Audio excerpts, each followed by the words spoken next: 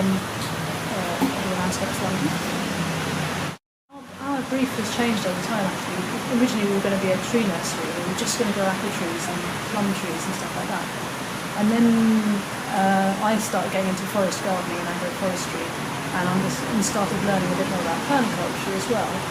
And so the focus of the garden has changed a little bit towards more being about training, teaching people about the range of different heavy and low maintenance plants they can put in their garden or in their community food growing project. And then as a side product of that training, we've ended up with lots of plants.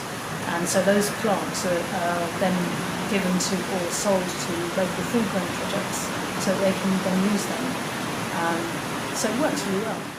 It's about a plot at the other end of this site, and they grow things organically, both ornamental and edible, not so much the ornamental, and basically it's about sustainable gardening and organic food production. We've been here for about 2 years, and we've been doing lots of food growing plants that are edible, low maintenance and robust. And we've been doing training. Last year we started doing training courses. We did about 7 courses in various different things like plant propagation and taxonomy and how to eat the different plants that we grow. And at the beginning of last year, with my Transition Finsbury Park hat on, I did an application for a lottery fund with lots of other organisations. We formed a consortium and we won £1 million. It's made us given us a stamp of legitimacy in a way. We've suddenly, people can take us seriously more seriously now. We're able to employ people to do stuff, which is really nice because it opens up our involvement to more people, other people with different capabilities and different time availabilities, people who wouldn't have got involved with us before because their setup is such that they have to pay for what they do.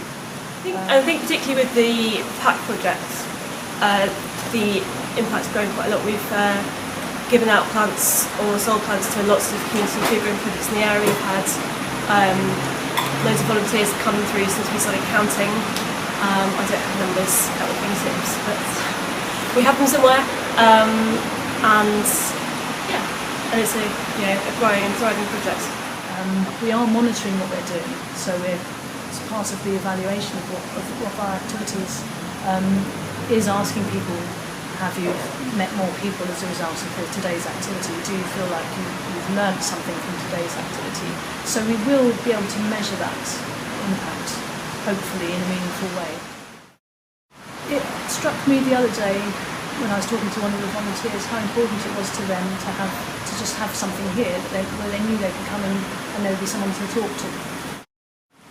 Because in London there's the potential for a lot of people feeling very isolated, and so all of the other issues aside, just having a place where you can meet up with other people is important.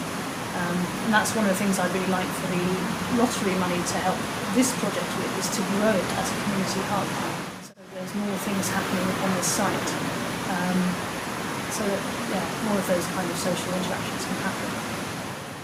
Well, it certainly gets people out of themselves. It gives them something to do, and it gives them a sense of connection with the wider community.